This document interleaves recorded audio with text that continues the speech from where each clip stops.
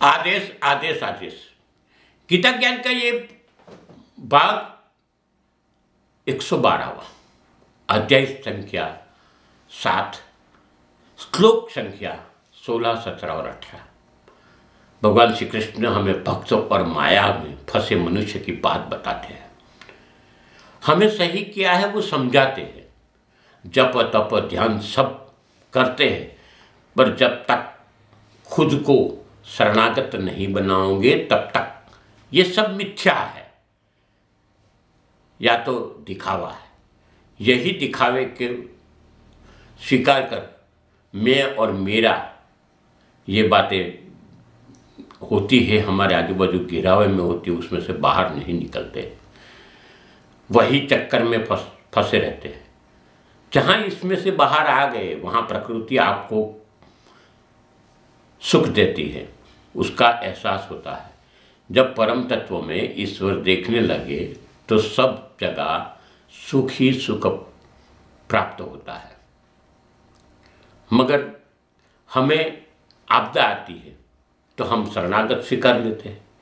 जैसे ही आपदा चली जाती है तो खुद को ही भगवान समझने लगते हैं। इस श्रृंखला में भगवान श्री कृष्ण अपने श्रीमुख से क्या कहते हैं, देखते हैं कि कौन सही शरणागत है।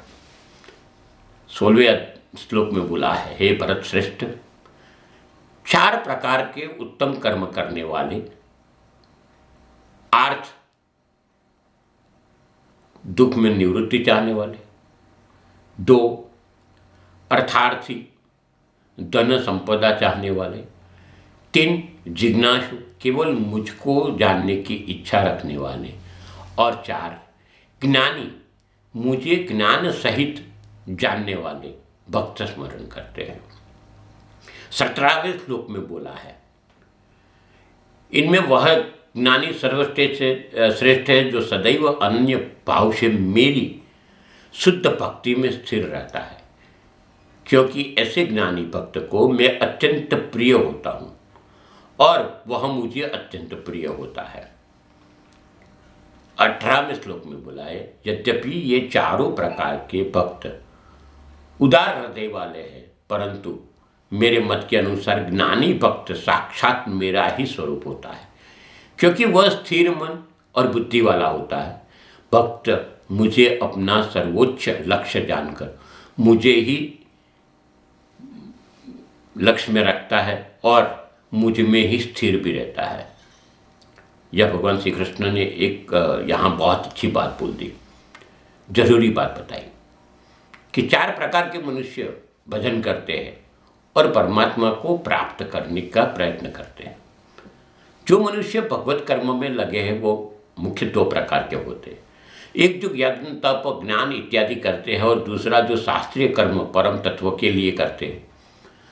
दूसरे शब्द में कहें तो शरणागत हो जाते हैं, जिनको भगवान भगवत कर्म में रुचि देखते हैं इनकी और परमात्मा से नाता जोड़ते हैं, तो परमात्मा भी जानते हैं इस चीज़ को।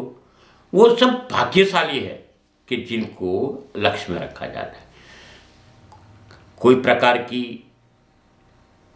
समाज में चोट लग जाती है हमको, या गुरु कृपा से रुचि हो जाती है, मगर कई लोग संन्यास ग्रहण करते हैं, समाज में कोई चोट लग जाती है, गुरु कृपा हो जाती है तो सब शरणागत स्वीकार करते हैं। तो ऐसा नहीं होता है कि ये ढोंगी है, मगर ये इसके अंदर रुचि होना जरूरी है। हर एक मनुष्य को परम तत्व प्राप्ति करने का अधिकार है। हर एक को खुद के उद्धार का स्वतंत्रता भी है, जो सृष्टि में कोई भी प्राणी को नहीं है, सिर्फ मनुष्य को है। इसलिए परम तत्व की प्राप्ति में लग जाना चाहिए। मगर हम संसार की माया में ऐसे फंसे रहते हैं कि सिर्फ काम से ही मतलब रखते हैं। लोभ लालच वासना हमें जकड़ के रखती है। इसके कारण हम ऊर्ध्व गति में न जाते हुए अधोगति में जाते हैं। जो भगवान के गुणों में रुचि रखते हैं और कर्म करते हैं, और परम तत्व को प्राप्त करने का प्रयत्न करते हैं, वो 4 प्रकार के हैं, ऐसा बताया है। यहाँ समझने वाली बात आती है। प्रथम है अर्थार्थी भक्त, दूसरा आर्त भक्त, तीसरा जिज्ञासु भक्त और चौथा प्रेमी भक्त। प्रेमी यानी ज्ञानी भक्त। हम चर्चा करते हैं अर्थार्थी भक्त किसको कहते हैं। अर्थार्थी नाम ही अर्थ यानी धन से जुड़ा है। जो मनुष्य साधना करता है और उस धन वैभव की इच्छा होती है, मगर यहाँ बात ये आती है कि धन वैभव परमात्मा से ही मांगते हैं, इसको अर्थार्थी कहा गया है। अब बात करते हैं आर्त भक्त की। उसको किसको कहते हैं?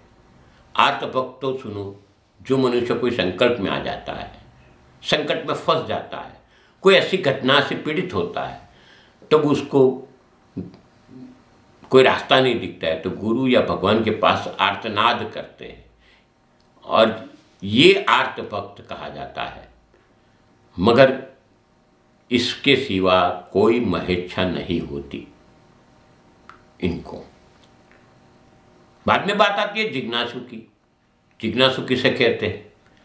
जिनको खुद में क्या है, खुद परमात्मा को जानकारी इच्छा रखते हैं और साथ साथ ही ईश्वरी तत्व का अभ्यास भी करता है। इसके सिवाय कोई लक्षण नहीं होता, वो जिज्ञासु है। चौथा गुण है जिसको हमने ज्ञानी कहा है, यानी प्रेमी बोलते हैं।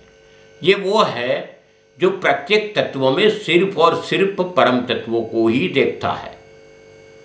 इनके बाकी कोई बात नहीं होती, किंचित मात्र भी कोई बातों में रस भी नहीं होता है। हर क्षण, हर कण और हर स्वरूप में, हर श्वसन में सिर्फ और सिर्फ परम तत्व की अनुभूति करता है, वो ज्ञानी है।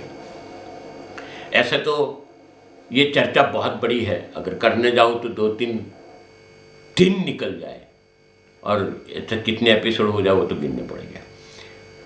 मगर ये 4 में से जो जिज्ञासु और ज्ञानी है वो उत्तम है। अगर देखें तो ज्ञानी सबसे श्रेष्ठ है।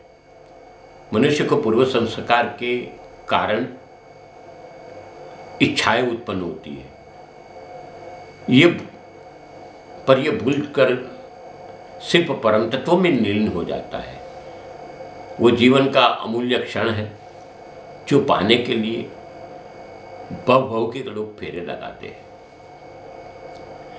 हमारे वातावरण में, हमारे जहाँ रहते हो, बड़े होते हो, उस पर्यावरण के अंदर कैसा माहौल है, इसके कारण हमारे में गुण आते हैं, संस्कार आते हैं, जिसको बोलते हैं, उस पर निर्धारित होते हैं। हम जहाँ रहते हैं वहीं पे, ये पृथ्वी की बात करता हूँ, हर कर्म में ईश्वर विराजमान है। तो प्रत्येक जीव इनका प्यारा ही है, ऐसा नहीं है कि कोई प्यारा नहीं है। मगर जो उनको नहीं चाहते हैं, जो प्यार करते हैं, ये दोनों में फर्क होता है। जो उनको नहीं चाहते हैं वो उनको अनुभूति नहीं कर पाते हैं, इनको पा नहीं सकते हैं, इनका अनुभव नहीं कर सकते। हमारी हालत क्या होती है? हमारी गरज पड़ती है तब परम तत्व को याद करते, फिर यहाँ कहाँ अर्थार्थी या आर्त वाला हो, सब प्यारे ही है। पर ज्ञानी और जिज्ञासी की बात करें तो इनके प्रति ईश्वर का, परम तत्व का ज्यादा प्यार होता है। ऐसे बोले तो प्यारा कौन नहीं है? ये तो परम तत्व है, सृष्टि है, उसको करता हरता है। जो खुद को भगवान साबित करने के लिए गुरु का अपमान करने में लगा है, खुद को भगवान साबित करने में लगता है, दूसरों को अपमान करता है, दूसरों को हीन समझता है, ये सब बातों में जो शक्ति व्यतीत करता है, वो परमात्मा को या परम तत्व को प्यारा नहीं है। उसको इस सृष्टि में भार स्वरूप समझा गया है। हमको खुद को अभ्यास करना है कि हम किस श्रृंखला में आते हैं। क्योंकि हम अपनी जात को कभी भी अवलोकन नहीं करते कि हम क्या करते। सुबह शाम तक जो काम करते उसको कभी इसको दोहराओ अपने बातों में, विचारों में। किसी का भला किया, नहीं किया, भला किया तो हमारे कौन से स्वार्थ के साथ किया, क्या मिला,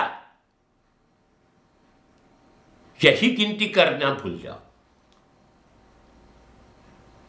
आपकी क्षमता के अनुसार, आपकी लायकात के अनुसार परम तत्व तो आपको चाहता ही है, तो आपको मदद भी करता है, आपकी लायकात से ज्यादा देता है। खाली बात यहां होती है कि हम इसको समझ नहीं पाते हैं। यही सनातन की माया है। ये चैनल सनातन की बातें करता है, सनातन की रीत बात समझाता है, गीता के सिवाय कोई बात नहीं करता है। तो आपको विनती करता हूं, इस चैनल को सब्सक्राइब करिए, इस वीडियो को लाइक करिए, शेयर करिए, लोगों तक पहुंचाइए। और मैंने बोला है कि अब ये श्रृंखला छोड़ना मत, क्योंकि बहुत अहम बातें आ रही है। गुरु गोरक्षनाथ जी को, भगवान श्री कृष्ण को प्रार्थना करता हूं कि आप सबके जीवन में धन्यता बनी रहे। अस्तु, शुभम भवतु।